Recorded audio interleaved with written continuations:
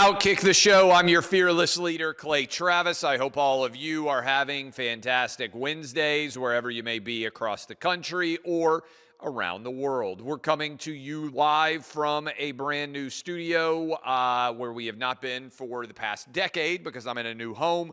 But this book is new. It has been out for exactly 1 week, and I want to say thank you. It is a USA Today best-selling book. So you guys made that happen. We'll see how many other bestseller lists, if any, we are able to get on. But this is a credit to you guys. It's book number 5. And it is a bestseller on the USA Today best-selling book list. And we'll see if we end up making more bestseller lists or not. But I want to say thank you. You can find this book wherever books are sold. And I appreciate all of you taking the time to go out and buy this book, as we have sold a lot of them. Guys, if you can let me know, I know we're doing promotion for Tunnel to Towers. If you can text me the read that you want me to do there, I'll get to that in a moment. Here it is. For over 2 decades, Tunnel to Towers has been there for our fallen and catastrophically injured first responders and the military Gold Star families. If a spouse dies or is catastrophically injured in the line of duty, the foundation will provide the surviving family members with a mortgage-free home. They provided over 1,500 mortgage-free homes, and now they've promised to eradicate homelessness amongst the veterans population. Learn more about the foundation's mission, impact, and how you can help support our nation's heroes. Visit t2t.org. I was up with Frank Siller and the Tunnel to Towers organization. It's always a great honor to be involved in helping to raise as much money for them as I can. And I was up earlier, well, I guess it was last month in New York City for their big fundraising event at Liberty National, where they raised several $million, and I was happy to be a part of it. I try to do as much as I can for Frank and the Tunnel to Towers team, and I would encourage you guys to check out t2t.org if you can, and if you can join me and donate money to them, that would be fantastic, because they do tremendous work, and I have seen the work that they do echoed from so many of the widows, so many of the families of first responders. I have met many of them. The work that Frank and his organization, Tunnel to Towers, do is truly incredible. Several different stories out there that we are tracking. The college football playoff rankings came out last night. You guys know that I love college football more basically than anything in the world. In terms of sports, certainly. The college football playoff ranking show is the most worthless programming maybe in all of sports media. What they have consistently proven to you is the rankings don't matter at all. All that matters is the final rankings. Now, I don't begrudge the decision to go ahead and have playoff rankings, because it's not much different than having an AP poll or a college coaches poll.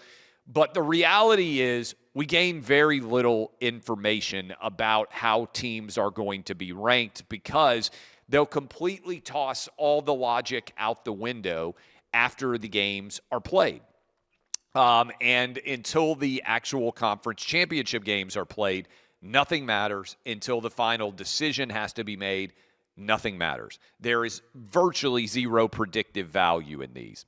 Having said that, I believe right now, if the season were to end today, this is what the college football playoff would look like without me going into the particulars of who the teams are. We would have one team from the Big 12. We would have one team from the ACC. We would have one non-power conference team, right? The non-power 4 conference team. We would have a Big 10 champ, and we would have an SEC champ. That is 5 of the spots would be taken in that manner. That leaves 7 spots, okay? I think that there would be 2 additional Big 10 teams that are in. Ohio State, Indiana, and Oregon are all 3 in. USC and Michigan are kind of there on the periphery. I don't believe that either of those teams would be in, and I suspect that those teams are not going to be in the mix by the end of the year. So those 3, if you add them to the Big Ten team that was already in, that gets us to 7 Am I correct in that? And then I think there would be 4 at-large SEC teams, and then Notre Dame. So you would end up 1 Big 12, 1 ACC, 1 non-power conference team, 3 from the Big 10, 5 from the SEC, and Notre Dame. I believe my math is correct. That adds up to 12. Now, Notre Dame is playing against Pitt this weekend. That's probably the toughest game that Notre Dame has left on their schedule. Oklahoma is on the road at Alabama. Texas is on the road at Georgia. There are a lot of different moving parts still in play here. You got Oregon with Minnesota, but they still have USC. They still have Washington. So there's a lot of different ways this thing can all shake down. SC has a challenging close. They've got Iowa this weekend. You've got Vanderbilt that's on the bye week, but then they play against Kentucky, and then they play against Tennessee. I think that we're going to end up 5 SEC, 3 Big 10, 1 from the Big 12, 1 from the ACC, Notre Dame, 1 from a non-power conference team. That's the way that I would assess where we are likely headed with 12 playoff teams out there in the breakdown coming this direction. There's still fallout happening over Pat McAfee interviewing President Trump. And Pat McAfee, I think, fired back at the critics and said, hey, if you don't like my choice, then you hate the troops. I don't know that that's the argument I would go with. You can love the troops and not like Trump. The argument that I would tell Pat McAfee he should stick with is it's the President of the United States. I can't believe that this is a criticism. Did I get criticized when I interviewed the President of the United States? I don't remember it. I interviewed President Trump for the first time I believe it was the summer of 2020. I think it was in July of 2020 when you guys remember I was doing my OutKick the Coverage radio show, mornings on Fox Sports Radio. The President of the United States called in. And some people say, well, how does that happen? I've interviewed Trump 11 times now, by the way. More than almost anybody in the country, really, when you break it all down. I've interviewed Trump with Buck Sexton at Mar-a-Lago a couple of times. I've interviewed Trump at Bedminster. I've interviewed Trump at the White House. I've interviewed Trump on Air Force One. I've interviewed Trump on the radio. I don't remember any criticism. And the way this went down was I got a call from the White House, and they said, hey, would you be interested in having the President of the United States on your radio show? And do you know what my answer was? Hell yes. Of course I would. I can't believe that anybody would criticize Pat McAfee for going through, I guarantee you, that same scenario and having the President of the United States on his radio program, on his television program, YouTube show, however you want to classify it. If you can have the President of the United States on your program, you have the President of the United States on your program. I can't believe that anybody is actually criticizing Pat McAfee over this. And I'm going to be honest with you. For those of you who have been longtime fans of mine, when I did local sports talk radio in Nashville, we requested Barack Obama. And Barack Obama turned us down because the White House gets requested for interviews all the time, and they turn down almost everyone that asks to have them on. So I look at this situation and I say, how in the world can you criticize Pat McAfee? And look, I have ripped ESPN a lot over the years. Certainly. I don't think you can rip ESPN over this. All we want is for there to be even-handed treatment of presidential candidates or presidents or politicians, regardless of party. I think I'm of that opinion. So if you're going to allow Barack Obama to come on ESPN all the time and do his bracket picks and all these different things, then you should be able to have the President of the United States, now President Trump, on the show without there being abundant criticism rained down upon him. I am in somewhat disbelief that Pat McAfee is getting ripped over this. To the extent that it is occurring, I actually think it's a reflection of the fact ESPN has been so anti-Trump. because I don't remember anybody ripping me when I interviewed the president for the first time. Maybe there were some people out there who ripped me. I don't know. I don't recall it. And I don't remember, I don't think I would get ripped if I interviewed Gavin Newsom or if I interviewed Barack Obama or any other person out there. I think people would say, I expect Clay to talk to people that have substantial audiences and not be unwilling to talk to people based on their background. We had Tulsi Gabbard back in 2020 during the presidential election cycle. We had her on the Sports Talk radio show. During COVID, we had all sorts of governors on the program to try to get the country back up and running and play sports. So I don't think Pat McAfee did anything wrong. Congratulations to him for getting the president. I think a lot of people are just jealous because they're never going to get to interview the president of the United States in their careers, and they're angry when other people have success. That's what I think is going on here. I think this is a stupid decision. Reports are out there that after being tabled for a few weeks, the Big Ten is headed back to the decision of selling equity in the conference. USC and Michigan are still questioning why this is occurring. There is a pension fund, I believe, that is California-based that wants to buy a share of the Big Ten media right value going forward. And I got to be honest with you guys, I would not take this money.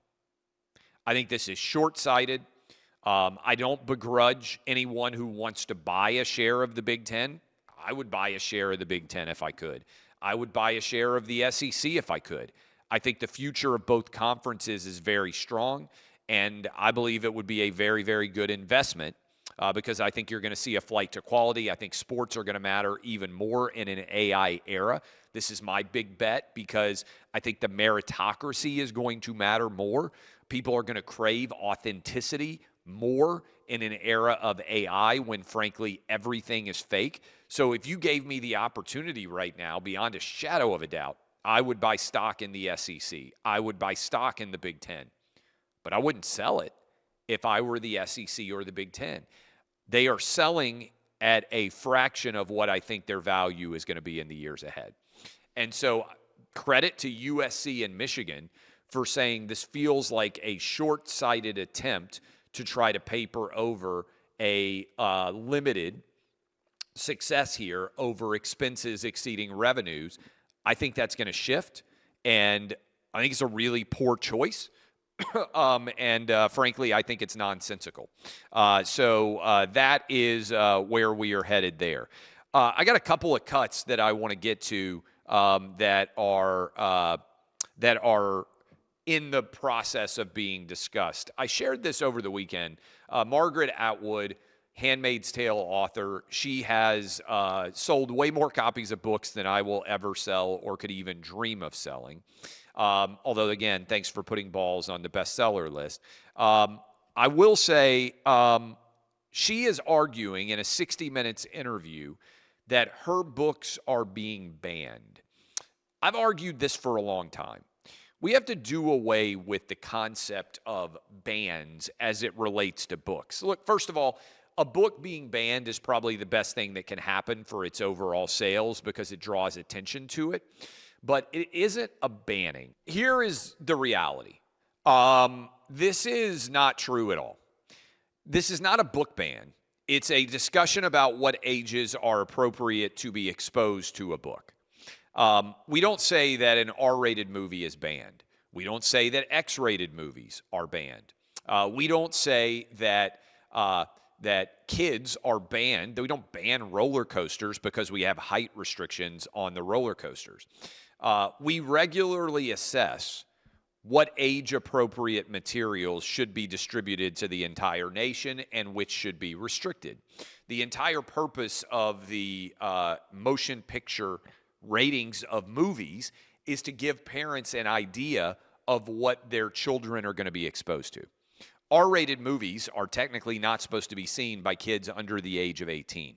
PG-13, technically not supposed to be seen until kids are at least 13 years old. This is not in any way a ban of those movies. It is an acknowledgement that not all movies are appropriate for all ages. The same is true of books. Now, my rule as a parent has been, if you want to read a book, I will buy it for you, because I want to encourage my kids to read as much as possible. So far, there's never been a situation where my kids have tried to get a book that I thought was age inappropriate for them, that I have said, hey, okay, I know my general rule is I'll buy a book as long as you read it. I'm going to change that rule for this. I wouldn't do it, right? Hasn't happened for me. Could, though. It's not a ban. My 11-year-old is not allowed to go see R-rated movies at the movie theater. The movie theater still shows R-rated movies. This is not a ban. It's just a discussion about at what age is it appropriate for kids to be exposed to certain books, to certain media. It's basically the same policy that we have in place for movies. If you are right now a teacher in a school, you probably aren't allowed to show your kids X-rated films. X-rated films are not banned, but they're not allowed to be shown in public schools.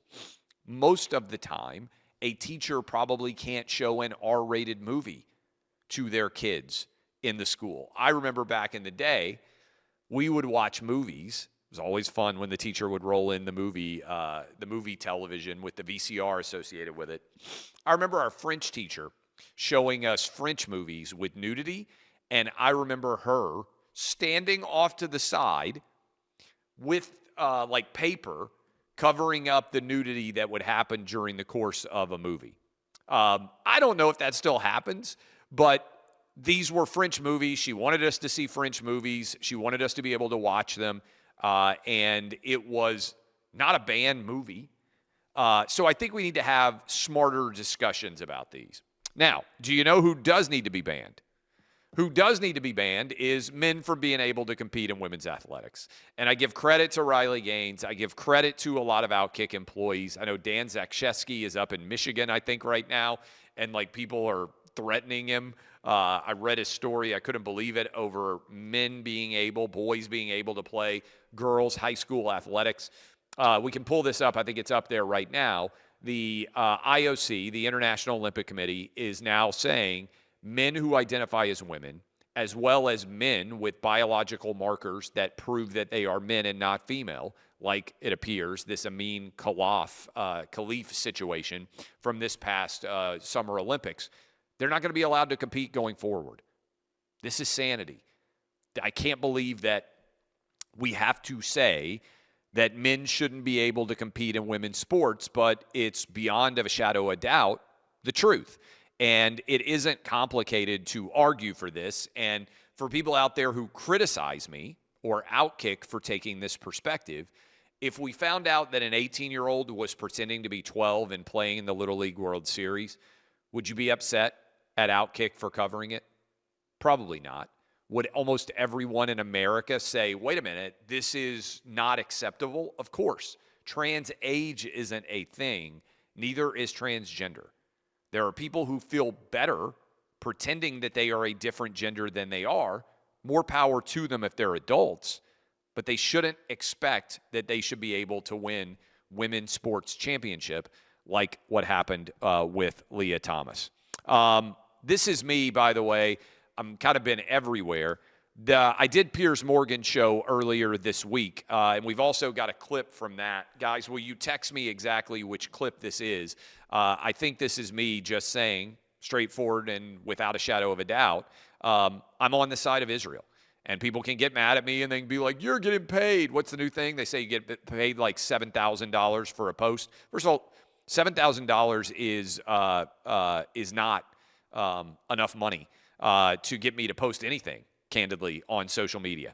There's been time where that would have been a substantial amount of money to me. Now it isn't. So you can't buy me. You might disagree with me, but you can't buy me. But here it is. I think conflict is good. This is the discussion that we had on the beginning of the Piers Morgan show. Watch. Whose side are you on in the big issue ripping apart the Republicans? Are you with Tucker Carlson, Candace Owens? Are you with Ben Shapiro, Matt Walsh? I mean, it seems like the entire online conservative movement is ripping each other to pieces. Where do you sit with this? Well, first of all, I'm a big proponent. As you remember, Piers, I'm currently banned on CNN for saying I only believe in two things completely: the First Amendment and boobs, which was 8 years ago. So I'm not kidding about this, am banned from CNN for saying that. So, Okay. Look, I think disagreement is actually healthy, and I think conflict is good. It's one reason I like your show. If people make good arguments on one side and the other arguments, and then we have a conflict, we end up in a better place. Oh, that guy's smart. We should listen to him more often. Thanks to Piers Morgan. He's also smart, has a good show, and I try to do it as frequently as I possibly can. Speaking of what I try to do as frequently as I possibly can, I try to play PrizePicks. And I've got a pick for you coming up this weekend, prizepicks.com, code OutKick. You get $50 deposited in your account when you play $5 for the first time. Here is the winner. Bo Nix, more than 1/2 touchdown passing. Drake May, more than 1.5 touchdown passes, and Sam Darnold, more than 1.5 touchdown passes. I think Drake May and Sam Darnold are going to keep their roles going as the quarterbacks, respectively, of the Patriots and the Seahawks. And Bo Nix, I think, is going to have a touchdown pass as well. If I am correct, that pays out at 3-1. Let me repeat. PrizePicks, download the app, use code OutKick. You get $5 when you play $50. Sorry, when you play $5, you get $50. Download the PrizePicks app. My pick again, Drake May and Sam Darnold, both more than 1/2 touchdown pass. Bo Nix more than 1/2. If I am correct, and that starts tomorrow night on Thursday Night Football, then that pays out at 3-1. A couple of other stories out there. The penny has been canceled.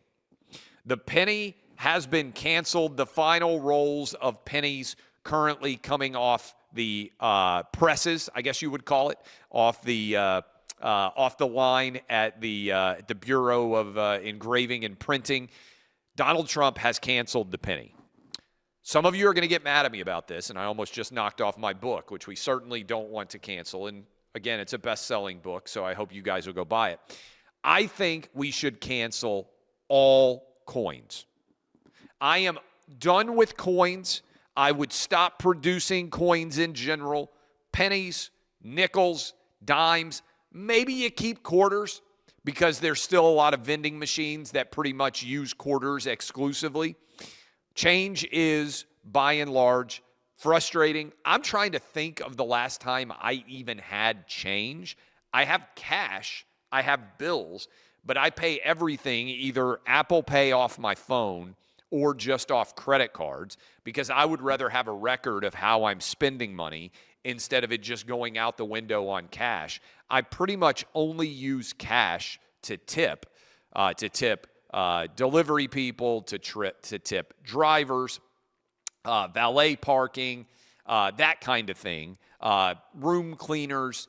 That's pretty much the only reason that I still have cash at all. But we're moving towards a cashless society. The younger you are, the less you use cash. But there's no point in coins anymore. And I was talking about this back in the day. I used to work retail. I worked at American Eagle. I worked at Abercrombie & Fitch. I worked at a company called Media Play. And I used to work the cash register, and I used to have to make change and everything. I don't even see people hardly ever making change now. It just doesn't exist. So anyway, I am in favor, and we had a poll. Maybe we'll talk about this poll tomorrow, but I think it was roughly 50-50. About half of you agreed with me, and the other half thought that I was crazy when it came to whether or not we should just do away with cash, but that is where I am. In fact, I think we have the poll. I can't see it. What is it? Roughly 50-50, right? No was the majority, but it was very close, and I bet if you age range it out, I bet I'm like right on the pivot point at 46. I bet if you are in your 30s or you're in your 20s, you think it's crazy to still have coins. I bet if you are 50 or above, you're in favor of cash. My parents still pay, hi, Mom and Dad, everything with cash. They carry around cash everywhere and use it all. 46% saying yes, 54% saying no on whether we should ban coins. I have moved. Do you know, speaking of old man moves, you know what I'm doing right now that is probably never going to be done?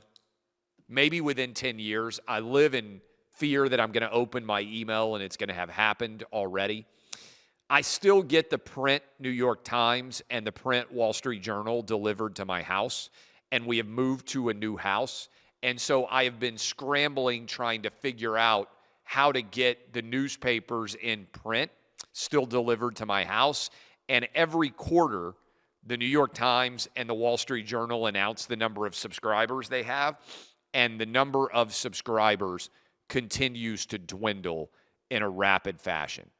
And I am terrified that I'm going to open my email one day and they're just going to say, Clay, we're not going to deliver a print newspaper to your house anymore. There are lots of airports that I go through. I was in LAX recently. They don't even sell newspapers in the entire terminal that I was flying out of. And I know this is going to become the reality sooner rather than later, unfortunately. But you're going to have to pry the print from my cold, dead hands. All right. I love all of you. Please support Tunnel to Towers. Get in the picks with PrizePicks. I'll be back tomorrow with Kelly Stewart and also with the OutKick show. And as always, you can go watch us on Clay and Buck and listen to us as well on 555 stations nationwide. Thank you all for supporting everything that we do. Thank you for making balls a bestseller.